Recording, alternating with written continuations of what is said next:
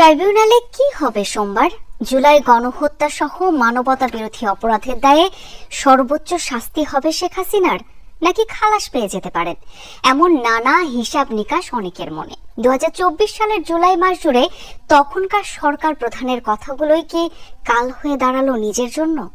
শেখ হাসিনার কথাগুলোই হুকুম হিসেবে তুলে ধরা হয়েছে ট্রাইব্যুনালে। আর আইন অনুযায়ী দায় এড়াতে পারে কি সুপেরিয়র কমান্ডার? মানে কি মুক্তিযুদ্ধের সন্তান নাতিপুতিরা কেউ মেধাবী না? যত রাজাকার বাচ্চারা নাতিপুতি হলো মেধাবী, তাই না? 14 জুলাই 2024 শেখ হাসিনার এই বক্তব্যকে জুলাই হত্যাকাণ্ডে প্ররোচনা, উস্কানি ও ষড়যন্ত্র হিসেবে ট্রাইব্যুনালে উপস্থাপন করেছে প্রসিকিউশন। তাহলে একটা বলতে হয় যে জিজ্ঞেস করতে হয় যে অভিযোগে বলা হয় গণভবনে বসে শিক্ষার্থীদের রাজাকার বলার মাধ্যমে আইন শৃঙ্খলা বাহিনী বা রাষ্ট্রযন্ত্র ব্যবহারের পাশাপাশি আওয়ামী লীগ, যুবলীগ এবং ছাত্রলীগের নেতাকর্মীদের উস্কে দিয়েছিলেন শেখ হাসিনা। যুদ্ধে কিন্তু মুক্তিযোদ্ধারাই জয়ী হয়েছিল, রাজাকাররা জয়ী হয় নাই। মামলাটি তদন্ত করতে লেগেছে প্রায় 5 মাস। ট্রাইব্যুনালে যে তদন্ত প্রতিবেদন জমা দেওয়া হয়েছে সেটির আকার 8,500 পৃষ্ঠা। সোমবার শেখ হাসিনা সহ 3 জনের বিচারের রায় হচ্ছে সুনির্দিষ্ট 5টি অভিযোগে।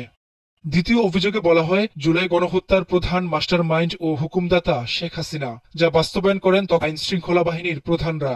এই অভিযোগটি প্রমাণ করতে ফরেন্সিক করা কয়েকটি ফোনালাপ ট্রাইব্যুনালে উপস্থাপন করে প্রসিকিউশন। শেখ হাসিনার কথোপকথনে তিনি বলছেন যে আওয়ামী লীগ যুবলীগকে ফুললি এখানে এনগেজ করো, এই যে পূর্ণ শক্তিতে এনগেজ করা, তাদের রিসোর্সকে ইনভলভ করা, এই সবকিছুতে সিস্টেম্যাটিক অ্যাটাক হওয়ার যতগুলো শর্ত ইন্টারন্যাশনাল লতে আছে সবগুলো এখানে ফুলফিল করেছে। সরাসরি নির্দেশের বড় প্রমাণ হিসেবে পেশ করা হয় জাসদ নেতা হাসানুল হক ইনুর সাথে শেখ হাসিনার কথোপকথন। প্রসিকিউশনের মতে এতে ছাত্র জনতাকে জঙ্গি তকমা দিয়ে মিডিয়ায় প্রচারের সিদ্ধান্ত হয়। তোমার ছাত্ররা সব করেছিল রাজনৈতিক মধ্যে সেটা কিন্তু জঙ্গি হামলা হচ্ছে। সুপিরিয়র কমান্ডারের আওতায় উপস্থাপন করা হয়েছে ঢাকা দক্ষিণ সিটির তৎকালীন মেয়র শেখ ফজলেনুর তাপসের সাথে ফোনালাপও। আমার নির্দেশনা দেওয়া আছে, ওপেন নির্দেশনা দিয়ে দিচ্ছে। এখন লেটার লিখবেন, ব্যবহার করবে, যেখানে পাবে সেটা গুলি করবে। আন্দোলনকারী শিক্ষার্থীদের ফাঁসিদের মনোবাসনা ফুটে ওঠে তৎকালীন ঢাকা বিশ্ববিদ্যালয়ের ভিসির সাথে শেখ হাসিনার ফোনালাপে। সেই ফোনালাপও উপস্থাপন করা হয় ট্রাইব্যুনালে।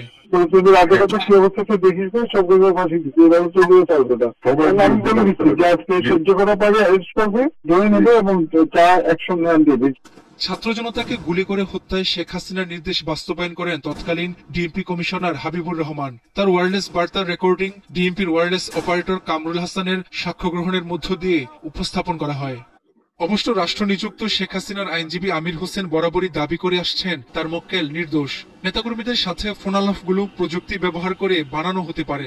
অডিও রেকর্ডটাকে যদি ক্রস ম্যাচিং করে আরেকটি প্রতিষ্ঠান দ্বারা যতক্ষণ পর্যন্ত এটাকে কনফার্ম না করা হয় যে হ্যাঁ এটা সঠিক, ততক্ষণ পর্যন্ত আমি যদি বলি এআই দ্বারা তৈরি, তাহলে সেটা আমি বলতেই পারি। সেই যুক্তিতে তার নির্দেশনার যে বক্তব্যটা এসছে সেটাকে আমি সঠিক মনে করছি না। এই জায়গাটা থেকেও আমার আসামি নির্দোষ প্রমাণিত হতে পারে যদি লার্নেড প্রসিকিউশন এটাকে মনে করেন। দায়িত্বশীল জায়গা থেকে কেউ যদি মানবতা বিরোধী অপরাধ সংগঠনের তথ্য জানা সত্ত্বেও না থামান বা বিচার না করেন, তাহলে তিনি আন্তর্জাতিক আইনে অপরাধী। এমন অভিমত দিয়ে প্রসিকিউশন বলছে শেখ হাসিনা হত্যাকাণ্ডের শুধু তথ্যই জানতেন না, বরং সরাসরি নির্দেশ দিয়েছেন। এ দায় এড়ানোর সুযোগ নেই তার।